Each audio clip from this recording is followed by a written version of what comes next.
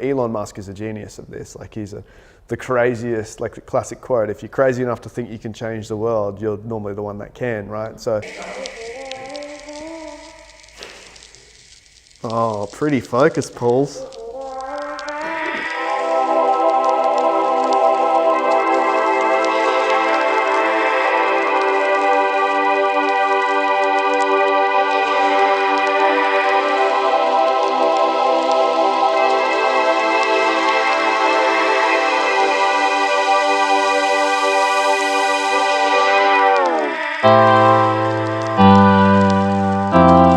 Is it over?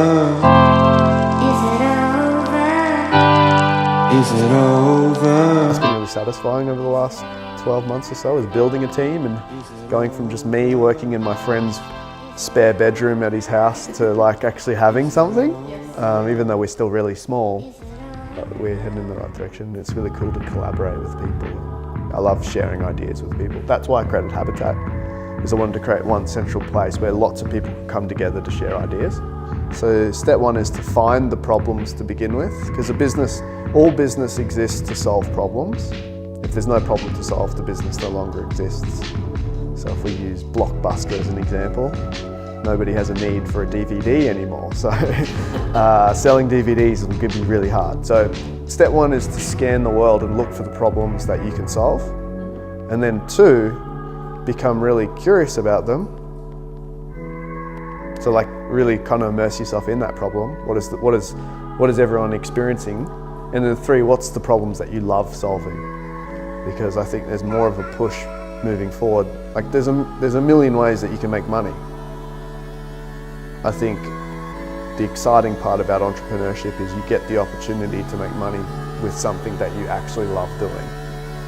And there's no boxed thinking, like you can come up, the only limit you have in entrepreneurship is your idea and what you execute against the idea. So, happy birthday to you.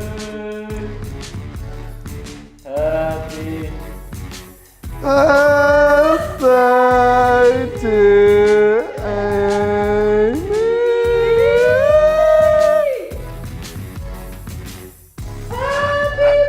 Happy birthday! When I was in grade 4, there was a guy that was selling a whole bunch of toys he was trying to sell them for $1 each. This was at Highfield State School. And I worked out that there was a bit of a gap. And I had a bunch of old toys that I didn't want to use either. But my dad was in the Lions Club and he had like this old raffle ticket book. So I decided to go around to everyone and sell tickets for $1. So pool all the stuff together, make the prize really big and then sell tickets for $1.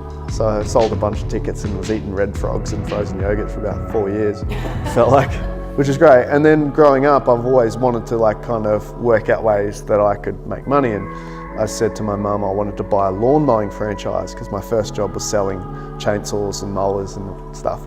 And a guy was selling his business and I'm like, this is good, I could do this. It means I could run my own hours and do what I want. And mum's like, you hate gardening. Like, why would you ever do that? And it was good advice. And at the time I was like, yeah, whatever. But now thinking back, I'm like, I could have gone and doing lawn mowing. Yeah, I could have made money, but I would have hated it.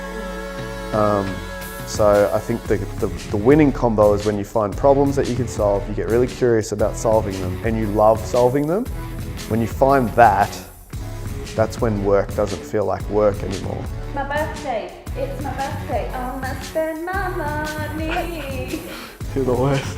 And they look at what everyone else is doing in their own industry. So a lot of people come to me and they say, I find it hard to come up with good ideas. And essentially entrepreneurship is about ideas. At the very root level, it's about somebody thinking in a completely different way and then going ahead and taking that thought and carrying it out. Like Elon Musk is a genius of this. Like he's a